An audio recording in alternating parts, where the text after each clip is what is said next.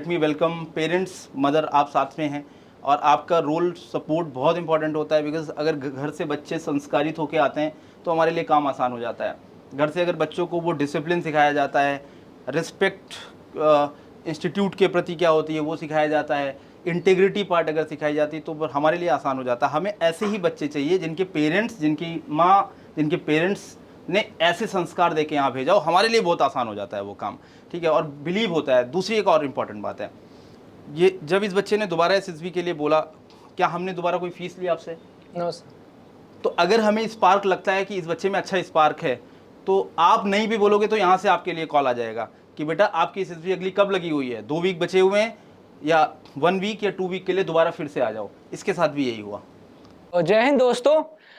Since यहाँ पर written और एसएसबी दोनों के हैं तो मैं पहले रिटन के बारे में आपको बताना चाहता हूँ। मैं अपनी स्टोरी भी, जब आप कोचिंग ले लेते हो एक रिटन की, तो आपके पास फायदा ये होता है कि आपको ये टेंशन नहीं लेनी पड़ती है कि एनालाइज करना प्रीवियस ईयर क्वेश्चन कैसे आ रहे हैं।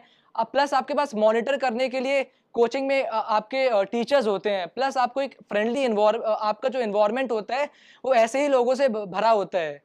तो कोचिंग लेके आपको उन सब प्रॉब्लम को फेस नहीं करना पड़ता है, तो इसलिए वो काफ़ी इंपॉर्टेंट हो जाता है अगर आप कोचिंग लेते हैं। बट बात वही आती है कि कंसिस्टेंसी आपको मेंटेन करनी पड़ेगी पूरी जर्नी में। कमिंग टू द एसएसबी, जब मैं लास्ट टाइम 11 एसएसबी इलाहाबाद से जब मैं कॉन्फ्रेंस आउट हुआ था तो आई वॉज क्वाइट होपफुल कि मैं हो जाऊंगा recommend, but unfortunately result did not turn up on my side. Interview में मतलब कि आप कैसे आंसर देते हैं, जो आप खुद भी घर पे, जैसे अगर आपका भाई बहन है तो आप उनमें मतलब जो CIQs जो हमारी रणनीति बुक में होते हैं तो आप उसको प्रैक्टिस कर लें जिससे कि वो फ्लो बन जाए। बट मैं ये बताना चाहता हूँ कि आपको अपने कंफर्ट जोन से बाहर आना बहुत इंपॉर्टेंट है। मैंने तीसरे जो मैं स्क्रीन आउट हुआ था उस दिन मैंने सोच लिया था कि अगले PPDT में मैं मतलब कॉमन स्टोरी नरेट करूँगा, चाहे मुझे कोई नॉमिनेट करे या ना करे। तो उस दिन पता नहीं कुछ भगवान का भी साथ हुआ कि एक नॉर्मल सी पिक्चर आ गई थी साइंस एग्जीबिशन की, जो मैंने एक्चुअली में मतलब स्कूल में करा भी था। तो मैंने उस पर स्टोरी लिखी थी और बाद में फिर मैंने कॉमन स्टोरी नरेट करने के लिए मैं खुद खड़ा भी हो गया था।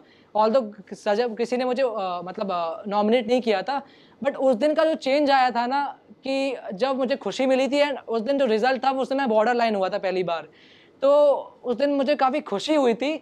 उस दिन के बाद जो चेंज आया था स्टोरी लिखने में जैसे फिर बाद में मुझे शशि सर ने भी आपको बताते रहते हैं कि एक्शंस बहुत इंपॉर्टेंट है आपकी स्टोरी में जो आप लिख रहे हैं, बिकॉज थीम मैक्सिमम लोग परसीव कर ले जाएंगे जो आप करेंगे, बट आपकी स्टोरी कैसे दूसरों से डिफरेंट बनती है वो एक्शन से करती है, एक्शन से होगी, उसी में आपको प्रैक्टिस करना है।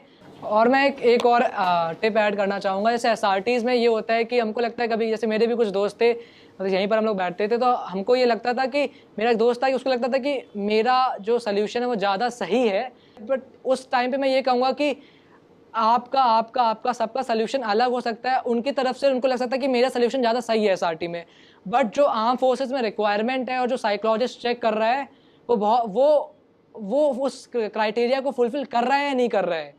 जो आप यहाँ पर डोजियर लिखेंगे और फिर सर से भी चेक करवाएंगे तो वो बहुत इंपॉर्टेंट है कि आप ये मत सोचें कि मेरे हिसाब से वो सही है कि नहीं, बिकॉज ये गलती बहुत लोग कर जाते हैं कि उनको लगता है कि मेरे हिसाब से तो ये सही है तो मैं यही लिखूंगा। तो फिर आपको मतलब कोचिंग लेने की ज़रूरत है नहीं, बिकॉज फिर अगर आप कोचिंग लेने आए हैं तो आपको समझना पड़ेगा क्या आर्म फोर्सेस की रिक्वायरमेंट है, क्या सर गाइड कर रहे हैं और मैं किस डायरेक्शन में जा रहा हूँ।